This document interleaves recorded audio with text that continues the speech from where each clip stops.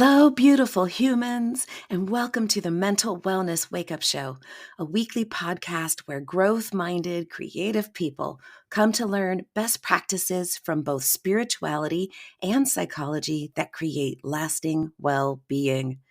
I am your host, mental wellness expert, improvised acting teacher, therapist, and coach, Dawn McMillan. Let's get to it. Okay, you beautiful humans, let's start with a little bit of housekeeping. First of all, I'm not feeling so good. I am one of those people who really gets hit certain times of year with a lot of allergies. In fact, one of my worst allergies is mesquite trees, and I have one outside my bedroom, and it's gorgeous. I'm going to leave it there. So I hope you will forgive any weirdness in my voice and any sniffles. And the other thing I wanted to do housekeeping wise is to touch base on last episode. So in the desire episode, I got a little airy fairy, and for some people that's not entirely accessible. So I had intended to move on to R in the dreamer method of the 7 steps to get anything that you want. But I think what might be helpful is to stick around on D for desire a little bit longer and maybe point at some ways of approaching the desire aspect of life, of getting what you want in a way that might be more accessible to people who are more logical, more left-brained, more linear, I think. So that's what's up with that. So here we are. So how do you know what you want so that you can get what you want? One way to get at the answer to that question is to say, okay, let me fast forward to all of the possible futures based on this decision. And anyone who's been watching the Marvel Cinematic Universe is probably sniffing around going, oh, you're talking about multiverses. Well, yeah, kind of. And I don't get paid for this, but if you haven't seen Everything Everywhere All at Once, Run, Don't Walk, it's amazing. So, of all of the things that are possible to want, which do I choose to pursue? And one of the reasons that that becomes super difficult is the FOMO. And it's not even FOMO. It's not really fear of missing out. It's FOCW, fear of choosing wrong. And I so deeply relate to this. And in fact, my next body of work is based on my own painful experiences related to doing it wrong. Several years ago, I went to massage school. And my intention of going to massage school really was that I have my entire life been drawn to healing. Even when I was a kid, I read a lot of sci-fi and fantasy, and when I would imagine what magical powers that I could have, and it was always to heal people. Like I would just imagine that I could walk around in a hospital and touch people and they would be healed, or even if a fabric was organic that I could, if it was cotton, I could just touch it and it would be healed. Always, always, always been drawn to healing. And so my intention of going to massage school was to lean into that. Great intention, had a fabulous time. It was marvelous. I learned a lot. What I learned when I got out of massage school was that most people want massages on nights and weekends, at least my experience at that time. So people have these 8 to 6 jobs. Nobody has a 9 to 5 job anymore. I don't know why we call it that. Have these 8 to 6 jobs or these 7 to 7 jobs or whatever the military, corporate, industrial, capitalist complex is making them do. And then they want their massages at 8 o'clock at night or 11 o'clock on a Saturday. And at the time, I had a very small child at home. I'm like, well, the whole reason I wanted a non-traditional job is so that I could work with my family schedule. It doesn't work for me to be available at those times. Like that just doesn't work for me. And for the longest time, that quote unquote failure, I spent all this money and all this time and all this energy to go acquire a skill that I ended up not using. That so-called failure haunted me. And I felt like whatever I did next, I had to get right. And it had to be right by being permanent. I shared a post on my personal Facebook a while back about the ridiculousness of deciding that or are valuing that a good decision is a permanent decision. A good marriage is the one that only ends in death. A good job is a job that you keep for your entire life. A good hobby is one that you do for decades, that we consider success permanence. And that's not rational and it's not helpful. I went to Oxford for a single term. That was fantastic. Was that a failure because I didn't go to Oxford and stay there forever? No, that was the experience that I was having. Rob Bell has a wonderful episode. I don't remember the name of it. I'll put it in the show notes if I can remember to, where he makes the analogy that friendships or life is kind of like floating down a lazy river. And sometimes you're floating next to people and they drift away. And then sometimes you float with other people and that's all right. This idea that getting it right means making it permanent and never changing your mind is an impediment. At least it has been for me. And when I talk to clients, it's an impediment for them. People don't know what they want because they want to get what they want right, quote unquote, right. And getting it right means, one, that it is fun and lucrative and all the parts of your life fit into it. And you're able to do it from now on and you never have to revisit the decision. Bada bing, bada boom, done. That's what makes it hard to choose. It's not that we don't know what we want. We want lots of stuff all the time. Brains are wanting machines. Our brains are just always like, "Ooh, that's cool. Can I have that? Ooh, that's cool. Can I have that?" Or depending on how you are wired, I don't want that. I don't want that. I don't want that. I don't want that. Ooh, definitely not that. And it's not that far a step to go from definitely not that to something else. There's so many things that are something else, right? If all I know is that I don't want to live in Fresno, forgive me, Fresno, I love you, you're amazing. But if all I know is that, well, I just don't want to live in Fresno, it's a big old world. How many thousands of cities and towns and villages are there that aren't Fresno? So the problem isn't that you don't know what you don't want, getting lost in my negatives. The problem for many of us, and myself included, and I still struggle with this, is that I want to know in advance that whatever I'm choosing to, air quotes, want, whatever I'm choosing to pursue is going to work. And by work, I mean it's going to be relatively easy, relatively enjoyable, relatively lucrative, have as little pain involved as possible, and last for a really long time. What would it be like if we let go of that expectation? Awareness comes after choice. Awareness comes after choice. This is not an original idea. This was brought to my attention by the body of work called Access Consciousness, and it validates my own experience. We don't like in American culture, mainstream American culture, to change our minds. We had a presidential candidate that got sunk for being a flip-flopper. We think that being resolute is proof of being having good moral character, that there's nothing worse in life than being wrong. We hate to be wrong. And our culture tells us if you change your mind, it meant you were wrong before, and that's terrible and shameful, and you should be ashamed of yourself for having been wrong, or maybe you're wrong now. Any case, if you change your mind, you can't be trusted, and it's more important to stay resolute and stay the same than it is to enjoy your life, than it is to have meaning, than it is to grow. So the fear of being wrong is really, in my opinion, in my experience, often what interferes with being able to know what you want. I personally would love a guaranteed 5-year plan. I say that, I don't know that that's true. I go through periods of time where I just want to burn things down. Like I'll just get a little bee in my bonnet and I'm just like, what if I just blew everything in my life up and did something entirely different? I have a friend. She'll know who she is when she hears this. She's an Enneagram 7. And if you ever want a trouble buddy who you're like, what would happen if we just sold all of our belongings and went and climbed Mount Kilimanjaro and then lived there? Find yourself an Enneagram 7. If you don't know what the Enneagram is, it's Enneagram.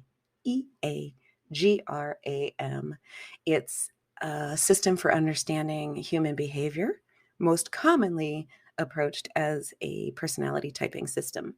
So my invitation to you in working with the desire step is be willing to be wrong and or change your mind. I have a friend who does annual experiments. So for 1 year, he'll be like, my project for this year is to learn Hebrew. He's a linguist, so he can, right? But I love that idea of this year's project is macrame. And last year's project was free climbing. And the year before that, right? Our culture would tell us, well, you're just a dilettante. Ooh, yo, the number of times I've been called a dilettante. But what if that's okay? What if the way you figure out what you want is just trying stuff? Awareness comes after choice. You know in your heart you want to take on a creative project. Well, go to a glass blowing class, go to a paint class, go to an improv class. I have recommendations. Go to a free climbing class, take up diving, just try it. And if someone in your life is like, oh my God, you're like always doing so many things, why don't you just stick to one thing? That's on them. That's their thing. That's their nonsense. They don't have the wherewithal to be explorative. So they want you to be rigid and calcified like they are. Let them. They can have their thing. And sometimes it's not even the case that the glass blowing class tells you whether or not you like glass blowing.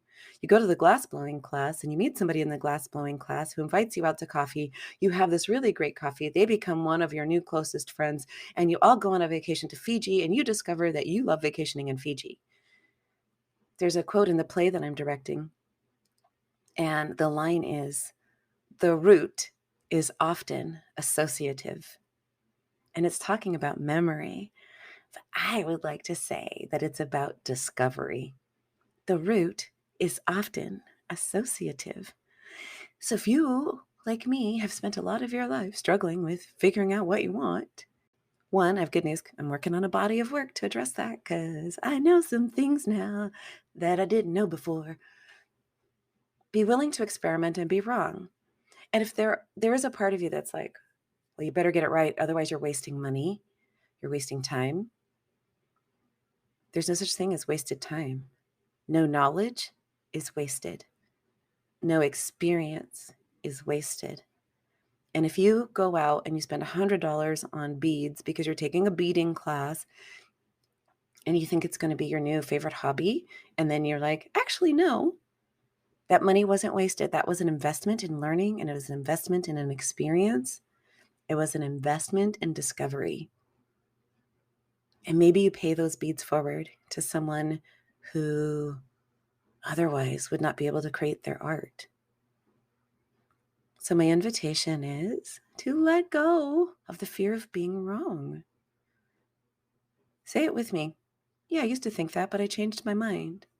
Oh, I tried that and I discovered it wasn't for me. So what? So what? Another thread I keep making is to write a book called So What? Now I think it's a chapter in the other book I'm working on. So what? So awareness follows choice. So choose.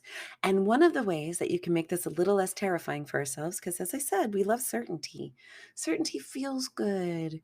We like to know where things are. We like the comfort of the worn-in sweater. Unless you're a thrill seeker, if you have that personality gene, you're like, nah, fam, let me try it.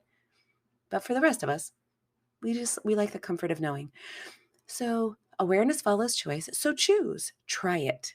But here's what you can do to comfort yourself if fully trying it seems like too much. Before you take the class, before you invest the money, you can do it as a meditation. You can wake up in the morning and say, oops, sorry about the microphone bump, and say, all right, what would my life be like if I chose to pursue rock climbing as my next hobby? Just ask that question of yourself. And then ask the universe, ask yourself to notice what occurs for you. For those of you who are woo-woo, run with it. For those of you who are like, what does that even mean? When you put your attention on something, you begin to notice things that are like that. In the language of Seth Godin, things that rhyme with that. So if you say, hey, what would my life be like if I chose rock climbing as a hobby? You'll start to notice things that rhyme with, that appear like, that are related to rock climbing. And you can start to evaluate those things. So for example, you may notice as you're driving to work that there's a rock climbing gym that you never noticed before because it wasn't in your attention. You may, because you have rock climbing on the brain, you may say something about it to a coworker who's like, oh, I'm a spelunker. And then maybe you think, oh, well, that's interesting. And you get into a conversation. You're like, oh, maybe not rock climbing. Maybe I'll go with my coworker to climb around in some caves sometime. So you can mentally rehearse and explore things before you start investing time and money. That can be one way to make it a little easier to experiment in this desire category. And then you can also make low cost bids to try things out. So maybe rather than taking the year-long master's degree in improvisation, I wish there was one of those, maybe I should make one, you go to your local theater and do the Monday drop-in class for $10. And you think, okay, let me just try this. It's an hour and a half out of my life and $10 out of my wallet. Let me try it. Or you go to the lecture at the glass blowing class where they show you the demonstration. Or you check out a book on cave diving out of the library. So you start to make these low-cost bids and just begin to explore, okay, when I lean into this possibility, what begins to occur for me? What do I start to notice? How do I feel? What else does this make me think about? The root is often associative. So if you're struggling with, I don't even know what I want, you probably do, and you think you can't have it. You probably do, and you think it might cost you too much, right?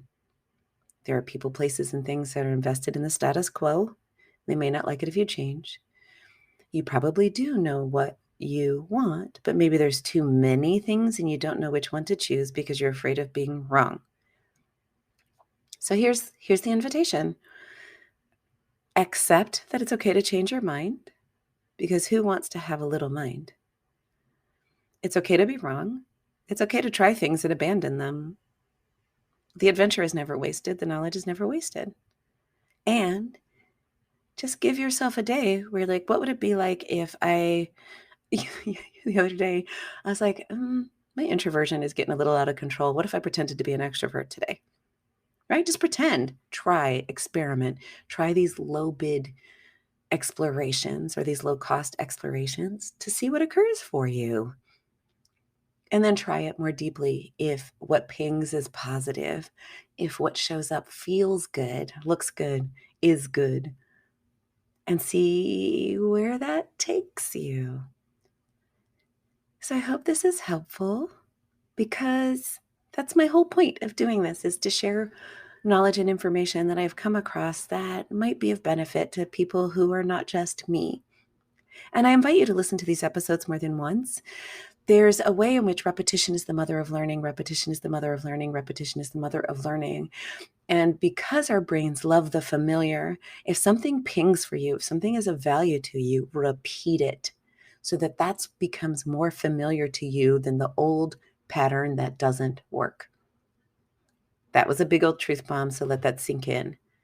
In order to change, you have to make the desired lifestyle, way of being, activity, more familiar than the undesired one.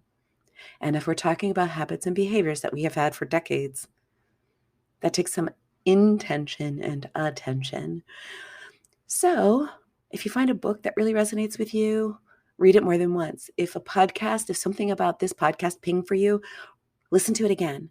Get that deep into your bones. Make this more familiar so that choosing in favor of you becomes easier and more familiar. It's okay to change your mind. You're allowed to change your mind. Being wrong isn't fatal most of the time. And if some people aren't ready to go with you to this next level of your development, bless them, release them, honor them. It's okay. And Hey, as long as we're hanging out, can I have the privilege and the honor of reminding you? Go look in the mirror real quick after I say this or while I'm telling you this. You, yeah, you, yeah, you are whole. You are perfect. You are complete. You are dynamic. You are amazing. Right here, right now, even with all your so-called flaws and foibles, you're actually a glorious being of awesomosity. You're so awesome, I had to make up a word for it. And you are worthy and deserving of all good things. Until next time, beautiful person. I am so honored that you share time with me. If you've listened this far, then something here was of value to you. Would you please be a friend of the podcast and share it with at least one other person? The podcast is available on most platforms, including YouTube, and I need your help to get the word out. So please like, subscribe, and share. And a 5-star review on iTunes would be chef's kiss. Thank you so much. See you next time.